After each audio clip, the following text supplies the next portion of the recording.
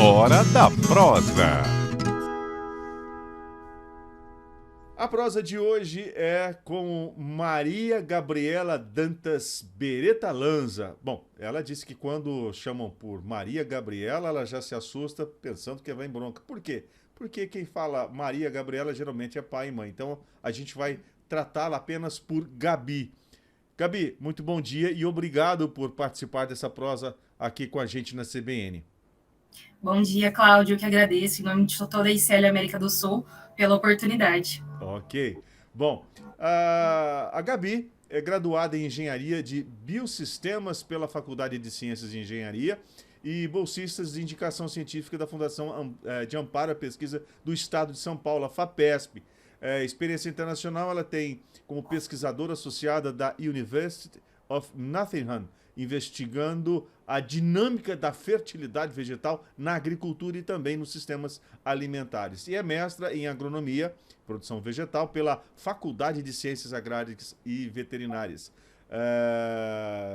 E também pelo desenvolvimento de métodos e tecnologias para aplicação de nutrientes em culturas. E doutoranda pela Faculdade de Ciências Agrárias e Veterinárias, a FCAV, com foco em nutrição mineral e fisiologia de plantas e membro do grupo de pesquisa e fisiologia agrícola. E atualmente ela é coordenadora de desenvolvimento de mercado pleno da ICL América do Sul. Agora uma pergunta muito curta e muito prática. Com pouca idade que você tem, como você fez tanta coisa já, Gabi? Um pouquinho, né, Cláudio? 26 anos, mas acho que assim, o agro a gente se apaixona, né? Então não tem tempo ruim, a gente sempre está em busca de mais conhecimento. Pois é. Bom, para você que está aqui começando essa prosa com a gente, eu preciso pedir um favor para você. Peço que se inscrevam, curtam, comentem e compartilhem os nossos vídeos. Não custa nada, gente, e é muito importante para a gente, pois assim as plataformas vão entender que nós temos relevância e assim a gente continua produzindo esses conteúdos para vocês, tá bom? Ó, estamos no YouTube, no Spotify, no TikTok e também no Facebook, além, claro, do nosso site jornalcampoaberto.com e cbnrp.com.br. Agora, o tema da nossa prosa aqui, Gabi, é uma dúvida muito interessante e muito preocupante para o produtor de amendoim. É um dilema, na verdade, que eles vivem sobre o que é correto na nutrição foliar quando o assunto é exportação. Afinal, a pergunta: fósforo ou ácido fosforoso? Como é que a gente responde para ele? Como é que a gente sana essas dúvidas do produtor? É isso mesmo, Cláudio. Hoje, quando a gente está em campo, né, a gente vê que existem diversas dúvidas que surgem ali no dia a dia do produtor, né? E essa é uma delas, né? Hoje a gente sabe que resíduos de fosfito, né, ou do ácido fosforoso e seus sais, eles podem gerar algumas sanções, principalmente pela União Europeia. E com isso, né, talvez muito pela proximidade do nome, o produtor tem muito medo também de fazer aí a adequação de fósforo, que é um nutriente essencial para a cultura. Então, existem diferenças significativas entre essas duas moléculas no campo. Agora, um pequeno mal entendido pode causar um estrago danado. Por que a gente está falando do amendoim e dessa questão do fósforo ou ácido fosforoso? Porque o estado de São Paulo, ele produz 90% do amendoim que é produzido no Brasil. E eu vou passar alguns dados aqui, claro que a Gabi tem essas informações, mas nós temos aqui, por exemplo, 4 regiões que tem uma produção muito alta, acima dos 3 milhões de saca, que é a região de Jabuticabal, Marília, Presidente Prudente e Tupã. E mais 5 regiões que têm produção acima de 1 milhão de sacas, Barretos, Catanduva, Lins, Presidente Venceslau e São José do Rio Preto. Ao todo, essas regiões aqui, são 13 ou 14 regiões, se não me engano, que produzem praticamente 30 milhões de sacas de amendoim. Então, é uma região importante, é uma cultura muito importante no estado de São Paulo, porque normalmente ela é utilizada na reforma dos canaviais, né, Gabi? Perfeito, Cláudio. Então, assim, além de ser uma cultura que a gente vê que ela está tendo uma crescente em relação à área plantada, justamente porque ela está trazendo uma rentabilidade para o produtor, né? Ela é uma cultura que ela também vem trazer mais sustentabilidade para o sistema. Então, essa questão de rotação de culturas, principalmente com a cana, que é um dos pontos alvos, né, aqui da nossa região, ela traz esse incremento de sustentabilidade para o sistema. Agora, eu queria falar um pouquinho de produtividade. Quando você faz a escolha certa, principalmente com a adubação foliar, que ela é muito importante, e sendo feita da forma correta, tomando todos esses cuidados, o quanto que ela pode melhorar a produção, principalmente do amendoim. Perfeito, Cláudia. E assim, a gente nem fala só questão de melhorar, né? Mas quando a gente fala de nutrição, né, existem alguns nutrientes que eles são considerados essenciais. Por que eles são essenciais? Porque na ausência deles, a planta ela não consegue completar o seu ciclo de vida. Então, por exemplo, a gente está falando do fósforo aqui, né? Um amendoim que ele não receba o aporte necessário de fósforo, ele não vai chegar até o fim da sua produção. Então, além de aumentar a produtividade, ele garante também que essa cultura ela chega até o fim do seu ciclo. Entendi.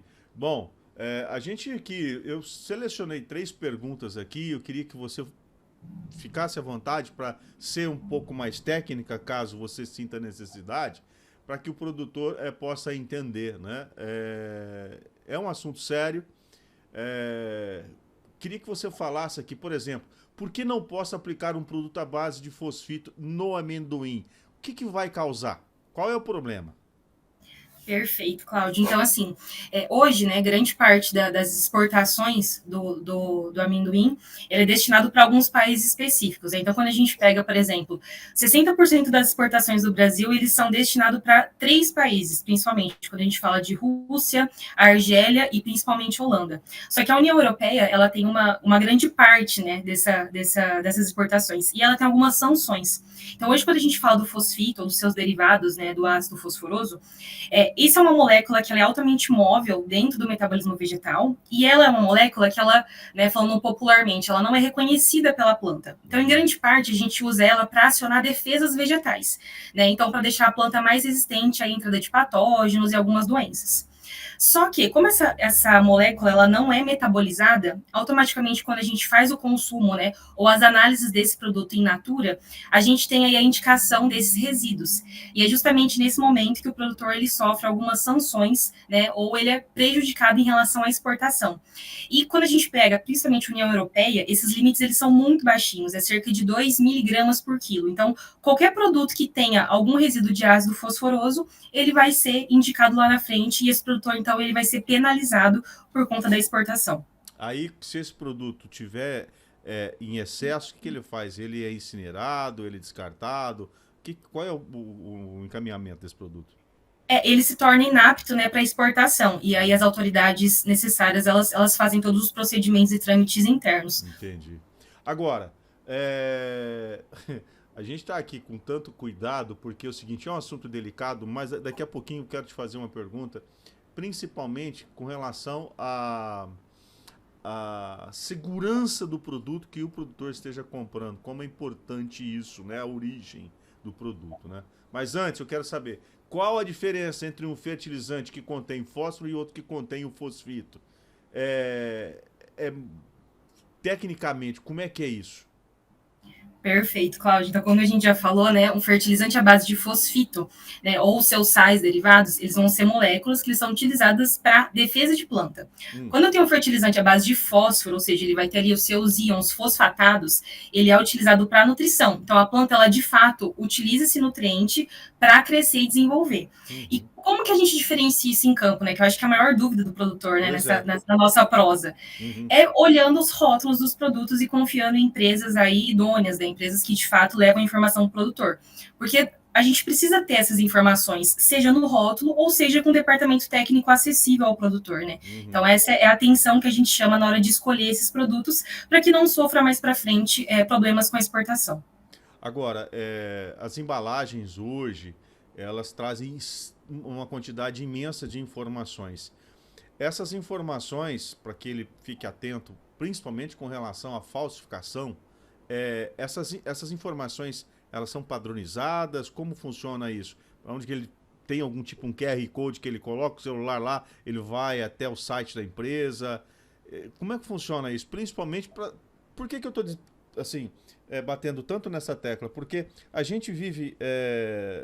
diariamente, a gente assiste aí, o Ministério da Agricultura, Pecuária e Abastecimento apreende produtos falsificados, enfim, e isso traz um dano tão grande para todo o setor, seja para a agricultura, para a pecuária, não importa. Por quê? principalmente porque não são produtos que passam por nenhum tipo de certificação e, pior ainda, a gente não sabe quais os ingredientes que compõem aquele produto, porque muitas vezes aqueles produtos contêm ingredientes que são proibidos, altamente proibidos, não só lá fora, mas aqui no Brasil também. Entendeu? Então, daí a importância de você, quando pegar o rótulo de um produto, se certificar de todas as garantias assim possíveis de que está comprando um produto legal. Isso é um ponto importantíssimo, né, Cláudio? Porque, assim, toda empresa de nutrição, ela tem o seu portfólio indicado para cada cultura. Por quê? Cada cultura ela vai ter uma necessidade nutricional diferente. Se eu pegar, por exemplo, a cana-de-açúcar, o amendoim, de acordo com a sua fase fenológica, a gente tem as diversas necessidades nutricionais. Então, quando nós, como empresa, elaboramos o nosso programa nutricional, a gente tem que levar em consideração todos esses pontos. Por exemplo, o amendoim existem algumas restrições. Então, nós não indicamos produtos à base que tenham moléculas com essas restrições. Então, é por isso que a gente fala de empresas sérias que estão comprometidas com o agricultor desde o início do planejamento agrícola até a exportação. Né? Então, esse programa nutricional ele tem que estar muito bem desenhado e de acordo com as metas da cultura. Entendi. Agora, falando da importância do fósforo mesmo para o amendoim, qual é a importância do fósforo, né, para essa cultura que está se tornando tão importante e vem crescendo muito aqui no estado de São Paulo? O fósforo, né, a gente até costuma brincar em sala de aula que ele é como se fosse a moeda de troca da planta, né? Então, tudo que a gente pensa em gasto energético, o fósforo ele vai estar atuando ali no metabolismo vegetal. Então, se eu pensar na cultura do amendoim, né, todos aqueles dias que ele fica ali para produzir, o fósforo é importante desde o momento do arranque inicial, ou seja, quando eu coloco a minha semente, ela começa a se desenvolver, até o momento, principalmente de questão de implementação de raízes. Isso é um ponto importantíssimo, né, Cláudio? Porque o que a gente sabe a gente teve uma quebra na produção esse ano, né? Sim. Muito em conta das condições climáticas. Então, quando eu tenho plantas que elas têm mais estrutura para resistir a essas mudanças climáticas, ou seja, veranicos, falta de água, né, temperaturas extremas, plantas com raízes mais profundas, elas conseguem captar água e nutrientes a longa distância. Então, isso é super importante. Então, eu tenho desde o meu estabelecimento da minha cultura a importância do fósforo, enraizamento. Quando a minha cultura está lá na fase vegetativa, eu começo a ter bastante folhas, né? O que é importante? O fósforo, ele atua na fotossíntese. E essa fotossíntese, ela é principal responsável por captar açúcar. E para onde que vai esse açúcar? O que você acha? Para onde que vai esse açúcar? Vai para o grão? Exatamente. Então, hoje em dia, né, existem duas formas da gente aumentar a produtividade. Ou é pelo número de grãos, ou é pelo peso de grãos. E tudo isso se dá pela questão de translocação de açúcares, né? Então, em todos esses processos, o fósforo ele vai estar atuando em alguma partezinha do metabolismo. E não acaba por aí, não. Porque pro amendoim, a gente também tem a questão de sementes, né? Então, sementes que têm uma boa condição, né, de germinação, que são bem nutridas, né? Elas também vão garantir uma próxima safra. Então, em todos esses processos, o fósforo vai estar envolvido. Então, ela tem uma taxa de germinação mais alta. Com certeza. A gente sabe que a fotossíntese, ela é a troca que ela vai fazer de energia, né? Ela vai pegar aquele suplemento que ela está tirando do solo, juntando com o sol, e isso vai transformar em alimento, né? Um alimento, é aí que ela vai ganhar vida, digamos assim. A grosso modo seria isso, né, Gabi? Isso, perfeito. Eu costumo dizer, né, que as nossas plantas, elas são como se fossem grandes painéis solares, né? Sim. Então, elas têm uma captação ali pelos pigmentos fotossintéticos, pelas clorofilas, né, de captar essa energia solar e transformar isso em açúcares. E são justamente esses açúcares que vão dar toda a força motriz para que a gente tenha esse crescimento e desenvolvimento da cultura. Por isso que é tão importante, né, que a gente tenha temperaturas ideais, condições, por exemplo, de umidade no solo, para que todo esse processo ele aconteça. Caso isso não aconteça, a gente acaba tendo o famoso estresse de plantas, né? Até engraçado, né? As pessoas perguntam, nossa, mas plantas se estressam também? E na verdade, sim, né? E muito, porque a gente, quando tá na praia, por exemplo, tá muito sol, o que a gente faz? Vai para baixo do guarda-sol, né? A planta não tem onde ir. Não tem para onde correr, exatamente. Então, assim, nos últimos anos, a gente tem passado muito por esses estresses de plantas, né? E tudo que causa estresse, ou seja, tudo que deixa ela da condição ideal, acaba perdendo produtividade. Então, esse é um ponto bem importante, assim. Quanto mais a gente conseguir suplementar essa planta, dar condições para que ela mantenha a sua produtividade, menos a gente reduz nessa questão de estresse. Agora, você disse aí, com relação ao clima, né? A gente está tendo que conviver com um clima adverso, muito diferente do que tínhamos as 4 estações do ano bem definidas aí há 30, 40 anos atrás. Agora a gente está. Um ano é El Niño, outro ano é Linha, e a gente sabe que a alteração climática provoca situações bizarras até. Por exemplo, um calor absurdo no sul, 40 graus no sul, frio no nordeste, e com isso as chuvas também ficam todas desreguladas. Não só a chuva, mas a intensidade da chuva, que é o mais importante. Não adianta vir aquela chuvinha ralinha aqui e ficar 5 minutos, ou vir aquele temporal e também ficar 5 minutos. Mudou muito. Por isso que é importante você ter uma boa nutrição para que ela se garanta durante esses períodos malucos, né? Com certeza. Até se a gente olhar os dados, Claudinha, da Conab, a gente teve um aumento do amendoim de cerca de 15% de área plantada, né? Então, isso poderia refletir um aumento de até 6% em produtividade. Mas por conta de todos esses processos que a gente passou, né, questão do El Niño mesmo, que afetou, de fato, o nosso clima, a gente teve um aumento aí de só 3%. Então, olha o tanto que essas mudanças climáticas podem prejudicar na nossa safra 50%. E na economia do país como um todo, né? E não derrubou só na questão do amendoim, não. Derrubou para soja, derrubou para o milho. Muitos optaram, inclusive, né? Puxa vida, o que eu faço agora? Continuo com soja, vou para o milho. E também as commodities tiveram uma condição comercial estão numa condição comercial bem complicada, né? Queda na soja, queda no milho parece estar se recuperando um pouco. Amendoim, qual que é a visão que você tem dessa cultura a médio e longo prazo no estado de São Paulo? Você, como está lidando no campo, tem contato direto com o produtor, qual que é o teu feeling para esta cultura, Gabi? Cláudio, assim, o que a gente vê em campo, né? Ao longo dos anos, né, a gente teve um crescimento muito grande da cultura, principalmente pela tecnificação, né? Então, hoje a gente já tem muitos resultados de pesquisa, muitos dados. Lógico que sempre a gente pode melhorar, né? Mas tudo isso que a ciência ela vem trazendo para nós ajuda demais a melhorar a produtividade dessa cultura, né? E o que a gente percebe? Existe uma demanda internacional muito grande pela cultura do amendoim. Então, o Brasil ele é uma grande potência e se tornar um dos principais produtores aí num médio ou longo espaço de tempo. Né? E para isso que a gente trabalha. E além disso, ele traz muita rentabilidade para a produção, né? Igual a gente comentou nessa questão de rotação de culturas, né? Não só na questão financeira, mas na questão sustentável do sistema, né? O amendoim tem uma característica muito importante, que é de trazer nitrogênio para dentro do sistema. Então, isso acaba ajudando muito o produtor, além de reduzir, né, com o uso de fertilizantes, em muitos casos, mas também a deixar esse solo muito mais apto para poder fazer aí outras culturas, né, a longo prazo. Que a gente chama a famosa renovação da terra, né? Exatamente. Que as pessoas mais antigas falavam da soja, agora falam do amendoim, e realmente o amendoim ele traz um benefício muito grande para a terra. Agora, em questão de produção, como é que está a produção por hectare hoje?